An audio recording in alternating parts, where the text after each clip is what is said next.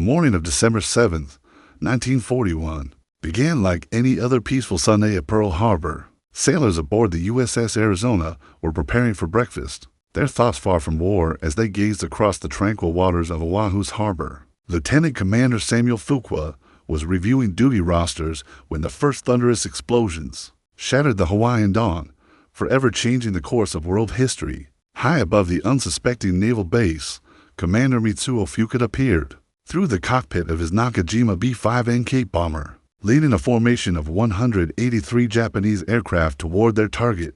The meticulously planned operation, codenamed Operation Z, was about to commence the most devastating surprise attack in American naval history.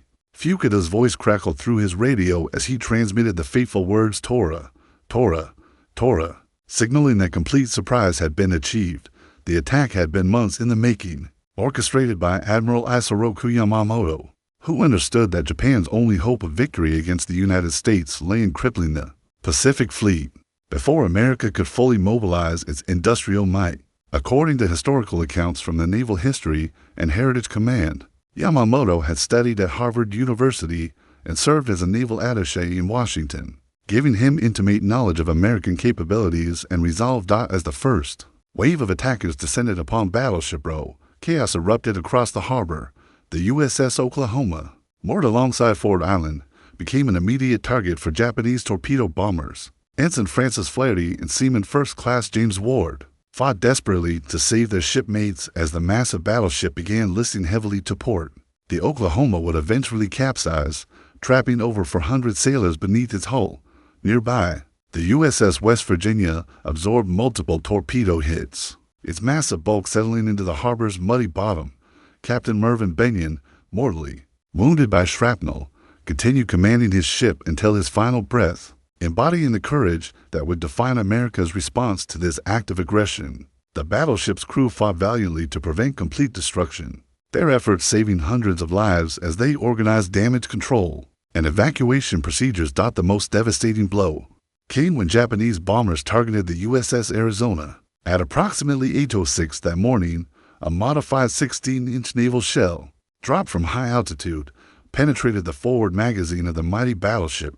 The resulting explosion was so powerful that it lifted the Arizona's bow completely out of the water. Before the ship settled back, forever entombing 1,177 sailors and Marines in what would become their steel grave. Throughout Pearl Harbor, American servicemen responded with remarkable heroism despite being caught completely off guard. At Hickam Field, Staff Sergeant Joseph Sarno organized defensive positions while under constant strafing attacks from Japanese Zero fighters. The airfield's personnel fought back with whatever weapons they could find, knowing that every American aircraft saved could be crucial in the battles to come.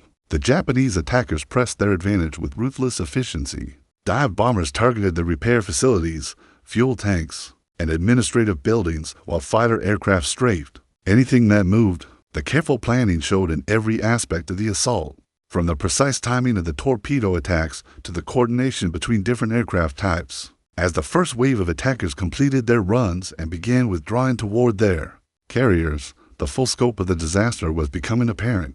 Black smoke billowed from burning ships while rescue boats frantically searched for survivors. In oil-slicked waters, the peaceful Sunday morning had transformed into a scene from hell. With over 1,000 Americans already dead or dying, Commander Fukuda circled overhead, assessing the damage and preparing for the second wave of attacks that would arrive within the hour. The Japanese had achieved tactical surprise beyond their wildest expectations, but they had also awakened a sleeping giant.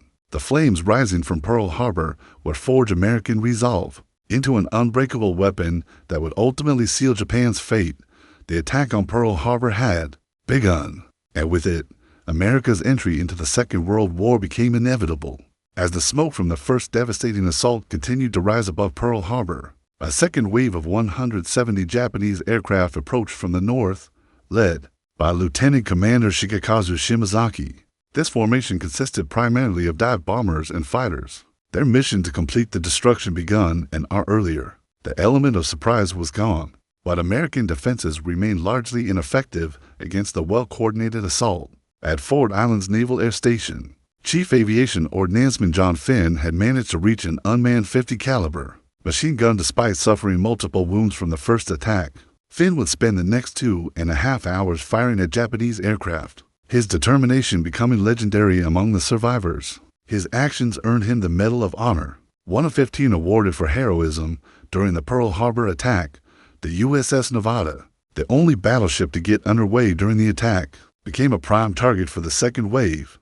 Lieutenant Commander Francis Thomas had ordered the ship to sortie, hoping to escape the confines of the harbor. As the Nevada steamed past the burning Arizona, Japanese dive bombers concentrated their efforts on the moving target. Realizing that sinking the Nevada in the harbor channel would trap the entire Pacific Fleet, Thomas ordered the ship to beach itself at Hospital Point. Aboard the capsized USS Oklahoma, hundreds of sailors remained trapped in the ship's hull. Julio de Castro, a civilian shipyard worker, and Navy personnel used cutting torches and pneumatic tools in desperate attempts to reach survivors. They could hear tapping from within the overturned battleship, knowing that time was running out. For the men trapped in air pockets, their heroic efforts would continue for days, ultimately saving 30 lives from what seemed like certain death. The Japanese attackers faced increasingly organized resistance during the second wave. At Pearl Harbor's submarine base, Lieutenant Commander William Outerbridge aboard the USS Ward had already engaged a Japanese midget submarine before the air attack began. The Ward's crew had fired the first American shots of the Pacific War, sinking the submarine at 6:45 that morning. This engagement, referenced in official Navy records, represented the true beginning of combat operations. At Wheeler Army Airfield, Second Lieutenant Kenneth Taylor and George Welch managed to reach the Curtiss P-40 Warhawks despite continuous strafing attacks. The two pilots engaged Japanese fighters in aerial combat, with Taylor shooting down the enemy aircraft before being wounded. Welch destroyed 4 Japanese planes during the attack, proving that American pilots could match their adversaries when given the chance to fight. The attack on the destroyer USS Shaw in Dry Dock No. 2 created one of the most dramatic moments of the entire assault. Japanese bombers scored direct hits on the ship's forward magazines, creating a massive explosion that sent debris flying across the harbor. The spectacular blast, captured in photographs that would become iconic images of Pearl Harbor, demonstrated the devastating effectiveness of the Japanese aerial assault. Commander Mitsuo Fukuda continued circling overhead, coordinating the attack and assessing damage. He could see that the American battleship fleet was effectively destroyed, with most ships either sunk, heavily damaged, or run aground.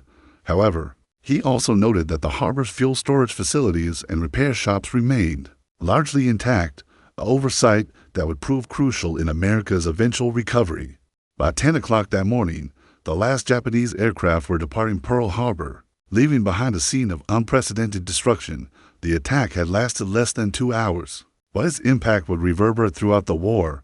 8 battleships had been damaged or destroyed, along with 3 cruisers, 3 destroyers, and 1 mine layer. American aircraft losses totaled 188 planes destroyed and 159 damaged. The human cost was staggering: 2,403 Americans killed and 1,178 wounded.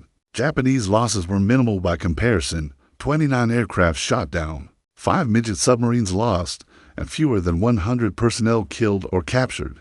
As the Japanese strike force began its withdrawal toward the aircraft carriers waiting north of Oahu, Admiral Chuichi Nagumo faced a crucial decision that would affect the entire course of the Pacific War.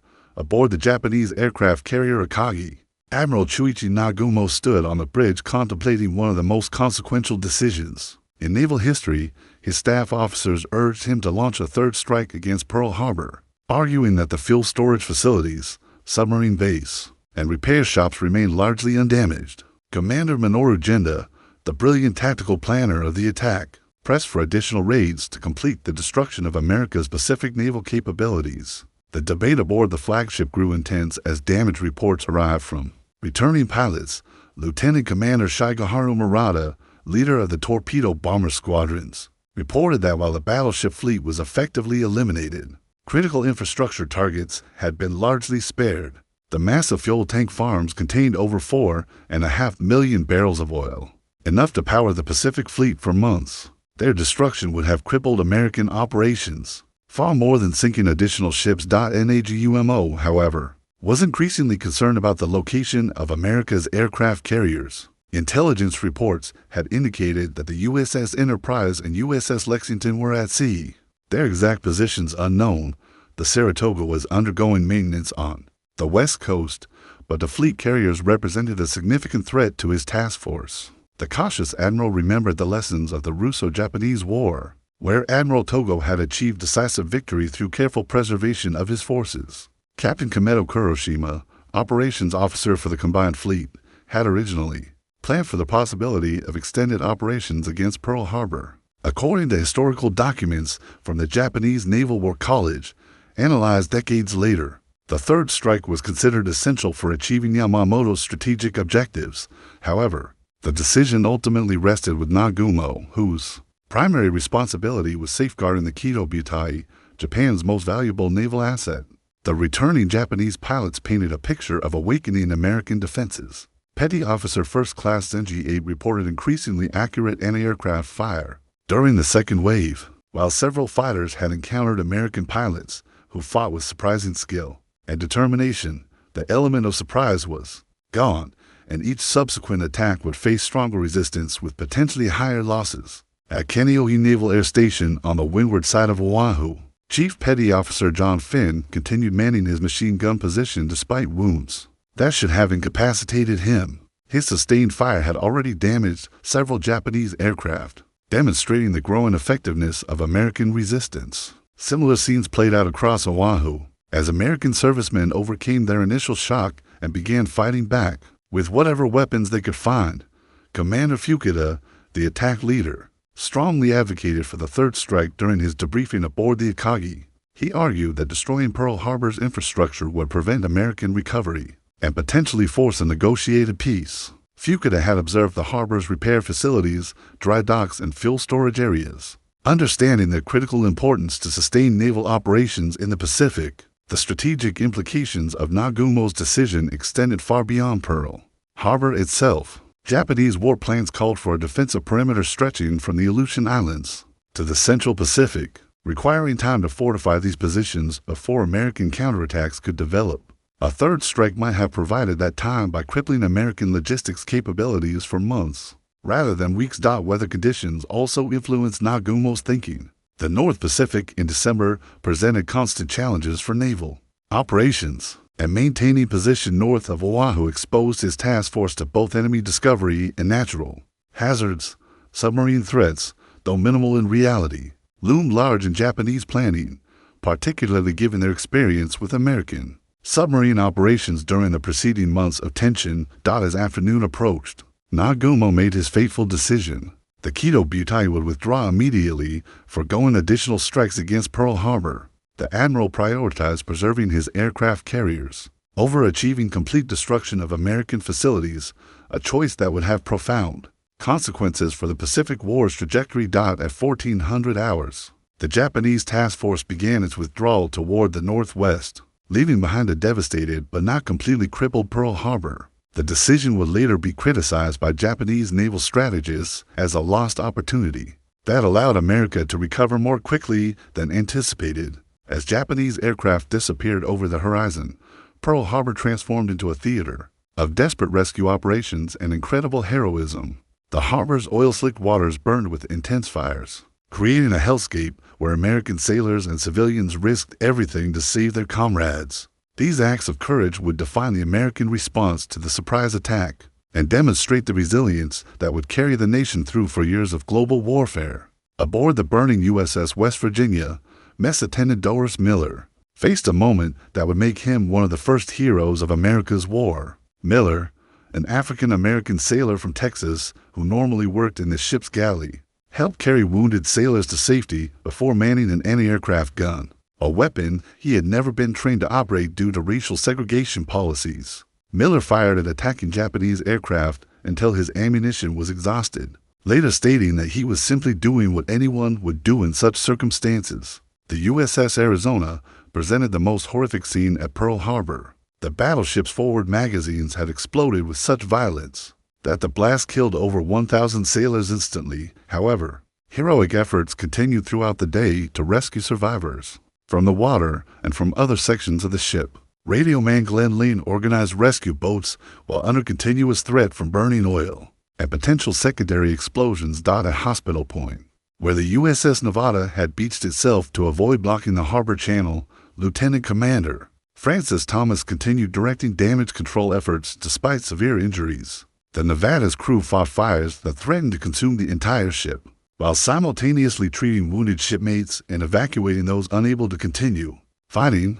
Their efforts prevented the loss of the only battleship that had managed to get underway. During the attack, Captain Mervyn Bennion of the USS West Virginia exemplified the leadership that would characterize America's wartime service. Mortally wounded by shrapnel from the first torpedo hits, Bennion refused medical evacuation and continued commanding his ship until he died at his post. His executive officer, Lieutenant Commander Roscoe Hillenkoetter, later described Bennion's calm professionalism under impossible circumstances as inspirational to the entire crew.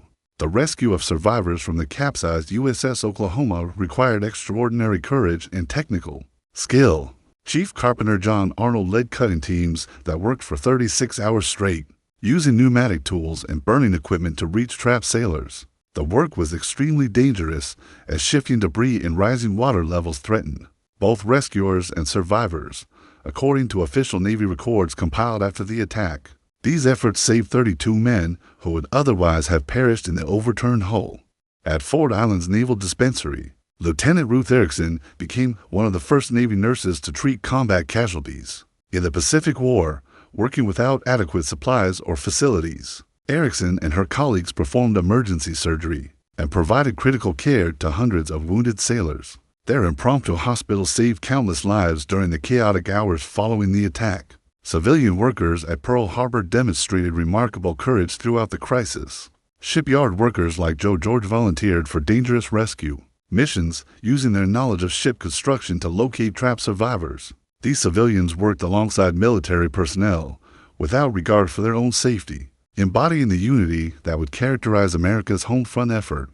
The submarine base at Pearl Harbor, though largely undamaged by the attack, became a crucial staging area for rescue operations. Lieutenant Commander Edward Stephan organized small boat patrols that searched the harbor for survivors while avoiding areas where burning oil created deadly hazards. These boats rescued hundreds of sailors from the water, many of whom were suffering from severe burns and wounds. Chief Boatswain's Mate Joseph George aboard the USS Vestal displayed the quick thinking that saved both his ship and the Arizona survivors. When the Arizona exploded nearby, George immediately ordered his crew to cut the mooring lines connecting the two ships. This decision prevented the Vestal from being destroyed by secondary explosions while allowing the repair ship to serve as a platform for fighting fires on the Arizona dot as darkness fell on December 7, 1941. Pearl Harbor continued burning, but the heroic efforts of military personnel and civilians had prevented even greater catastrophe. Their actions during those crucial hours would inspire a nation and demonstrate the character that would ultimately achieve victory in the Pacific. The devastating success of Japan's surprise attack on Pearl Harbor resulted from one of the most complete intelligence failures in American military history. Multiple warning signs had been overlooked, misinterpreted, or lost in bureaucratic channels, allowing the Japanese to achieve complete tactical surprise despite growing tensions between the two nations. The breakdown of intelligence sharing and analysis would lead to fundamental changes in American intelligence operations.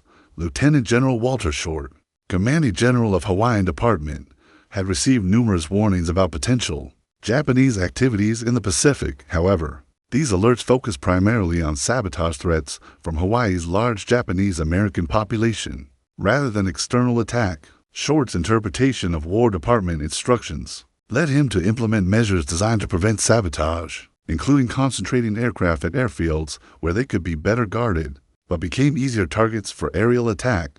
Admiral Husband Kimmel, commander of the Pacific Fleet, faced similar challenges in interpreting intelligence reports from Washington. The Navy Department had provided warnings about Japanese diplomatic activities and potential military movements, but these messages often lacked specific details about timing or targets. Kimmel's staff focused on protecting ships in harbor rather than preparing for large-scale aerial assault, a blind spot that proved catastrophic. The most significant intelligence breakthrough had occurred at Station HYPO, the Navy's cryptanalysis unit in Hawaii, where cryptographers had partially broken Japanese diplomatic codes. However, the most sensitive intelligence, including intercepted messages indicating Japanese intentions, was processed exclusively in Washington rather than shared with field commanders. This compartmentalization prevented local commanders from understanding the full scope of the threat they faced.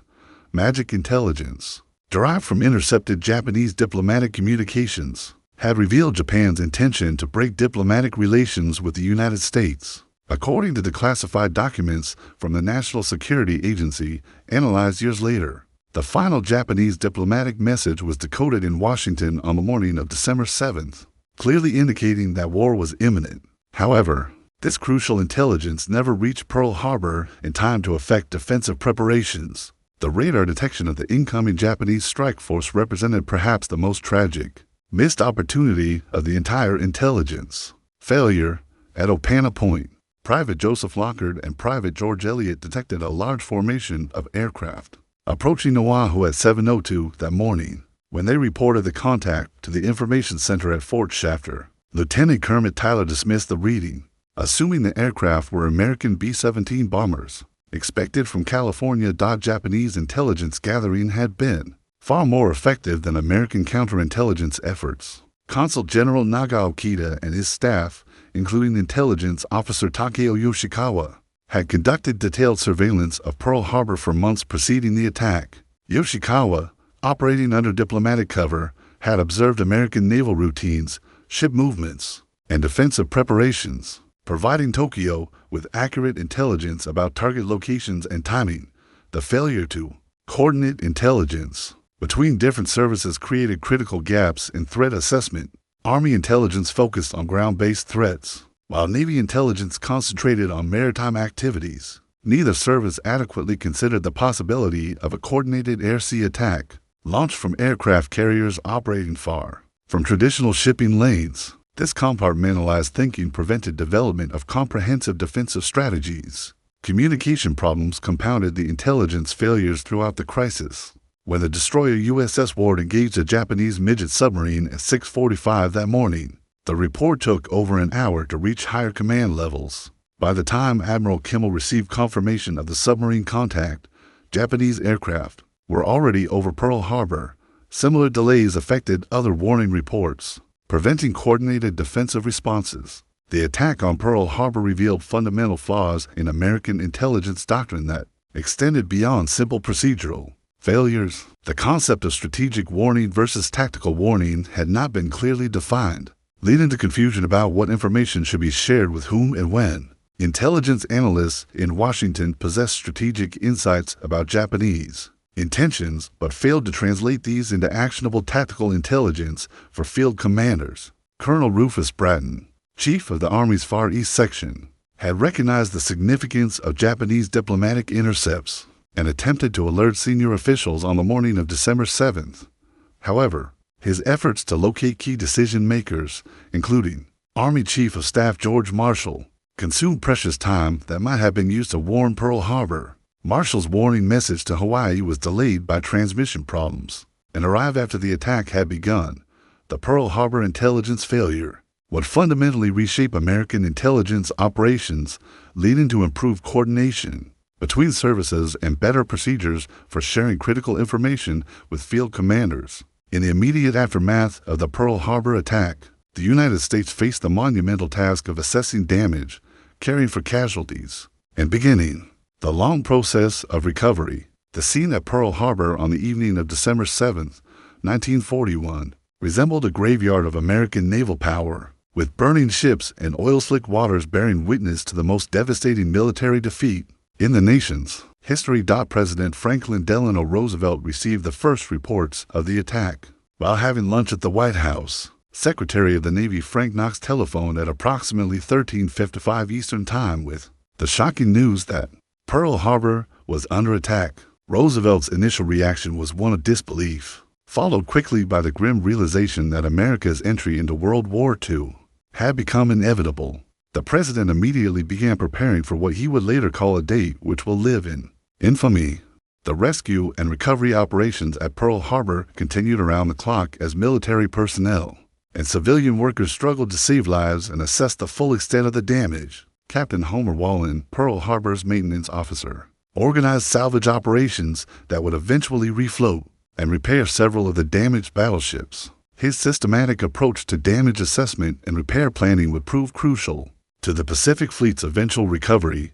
Medical personnel faced overwhelming casualties as hospitals throughout Oahu struggled to treat over 1,000 wounded survivors. The Tripler Army Hospital, Queens Hospital, and impromptu aid stations established at Pearl Harbor itself worked frantically to save lives. Navy Nurse Lieutenant Ruth Erickson and her colleagues performed surgery and provided emergency care under conditions that tested their training and resolved to the limit. The psychological impact of the attack extended far beyond Pearl Harbor itself. Americans across the nation listened to radio reports with growing anger and determination, transforming the isolationist sentiment that had prevailed before December 7th into unanimous support for war. According to contemporary polling data referenced in historical studies, public opinion shifted dramatically overnight, with over 90% of Americans supporting military action against Japan. Admiral Chester Nimitz arrived at Pearl Harbor on December 31st,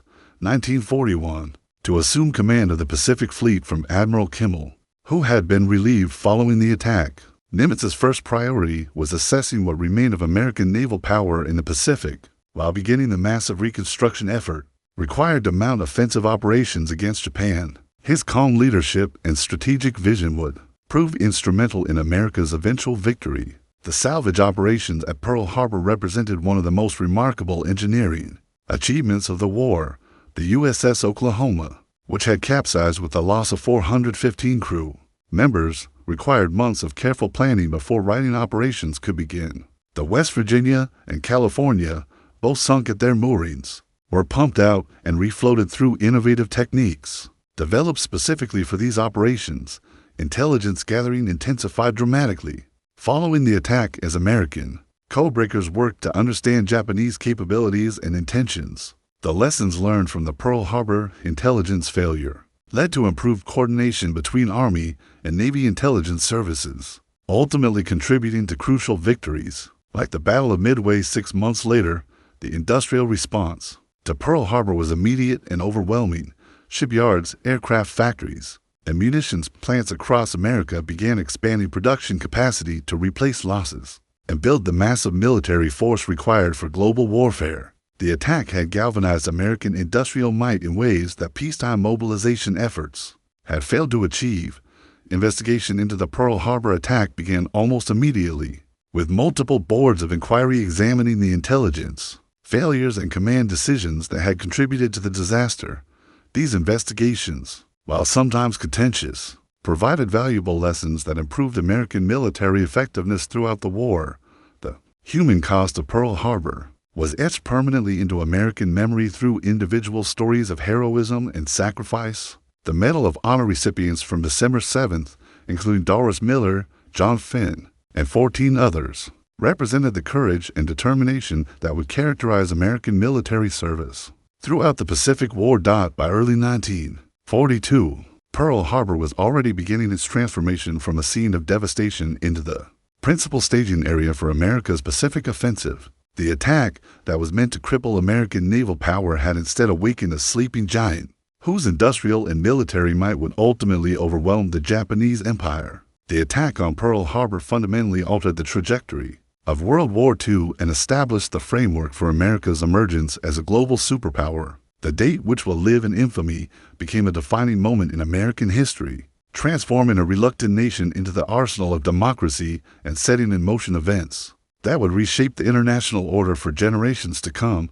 President Roosevelt's address to Congress on December 8, 1941, galvanized American public opinion in ways that years of diplomatic tensions and foreign conflicts had failed to achieve. The president's request for a declaration of war against Japan passed with only one dissenting vote. Representative Jeanette Rankin of Montana, who had also voted against American entry into World War I, this near-unanimous response demonstrated how completely Pearl Harbor had unified American resolve. The strategic consequences of Admiral Nagumo's decision to withdraw after the strikes became apparent within months of the attack. The preservation of Pearl Harbor's fuel storage facilities, dry docks, and repair shops allowed American forces to recover far more quickly than Japanese planners had anticipated. By mid-1942, Pearl Harbor was serving as the primary staging area for offensive operations against Japanese positions throughout the Central Pacific. The intelligence failures that enabled the Pearl Harbor attack led to fundamental reforms in American intelligence operations. The creation of centralized intelligence agencies, improved coordination between military services, and better procedures for sharing critical information with field commanders all resulted from lessons learned during those tragic hours on December 7th. These reforms would prove crucial in subsequent battles, where superior intelligence provided decisive advantages. Admiral Yamamoto's prediction that Japan could run wild for 6 months to a year after Pearl Harbor proved remarkably accurate. However, his understanding that prolonged conflict would favor American industrial capacity also proved correct. The attack that was intended to destroy American resolve instead provided the emotional catalyst for mobilization efforts that would ultimately produce the largest military force in world history. The technological innovations spurred by Pearl Harbor's lessons transformed naval warfare throughout the Pacific. Improved radar systems, better damage control procedures, enhanced anti-aircraft defenses, and revolutionary advances in aircraft carrier operations all emerged from the strategic and tactical failures revealed on December 7th.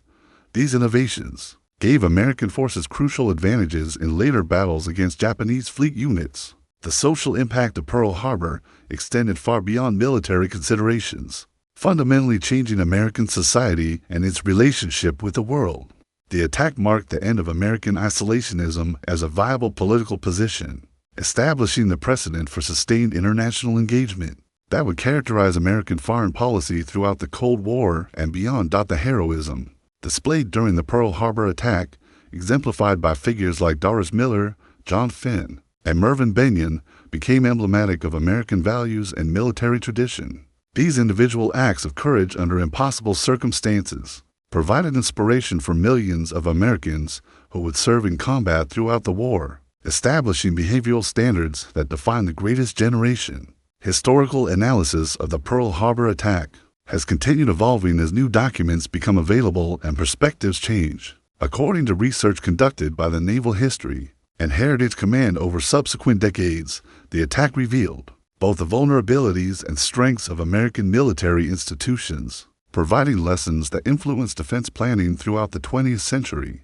The memorial established at Pearl Harbor serves as both a tribute to those who died and a reminder of the consequences of unpreparedness. The USS Arizona Memorial, built over the sunken battleship, has become one of America's most visited historical sites, ensuring that future generations understand the price of freedom and the importance of vigilance in its defense.